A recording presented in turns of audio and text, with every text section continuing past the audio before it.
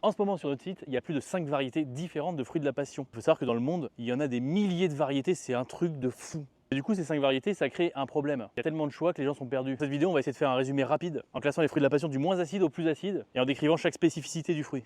Le premier et le moins acide, ça va être la grenadille. C'est un fruit d'Amérique du Sud, extrêmement ludique pour les enfants parce que sa coquille se casse comme un œuf. Tu l'ouvres, ensuite tu viens écarter l'espèce de petite mousse et c'est à l'intérieur que le fruit se renferme. Tu as un fruit juteux, légèrement gélatineux, extrêmement doux, très sucré, avec un parfum assez délicat, pas du tout violent en bouche. Ensuite, il y a le fruit de la passion gold, donc aspect jaune, pas très grand. Là, la pulpe va être légèrement acidulée, avec un agréable goût tropical. Bien plus sucré qu'un fruit de la passion classique, avec une légère touche d'acidité. Ensuite, le plus connu de tous, le fruit de la passion violet. Alors là, en bouche, c'est assez agressif, c'est punchy, c'est acide, extrêmement parfumé. Ça te met vraiment un coup de poing et le parfum reste très longtemps en bouche. Au niveau de l'acidité, on est pas mal. Un cran au-dessus quand même. Ensuite, le moins connu de tous, c'est le kuruba, c'est le fruit de la passion banane. On est vraiment dans quelque chose de très étonnant. Regardez ça à l'intérieur.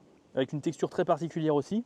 Moi, je trouve ça a un goût d'épices, un peu un goût d'herbe aromatique, acidulé plus qu'un fruit de la passion violet. Et aussi, le parfum, cette espèce de parfum d'épices ou d'herbe aromatique qui va vraiment rester longtemps en bouche. Un fruit très intéressant que je vous conseille sincèrement d'essayer pour la découverte au moins. Et enfin, le plus acide de tous les fruits, le plus extrême des fruits de la passion, voilà.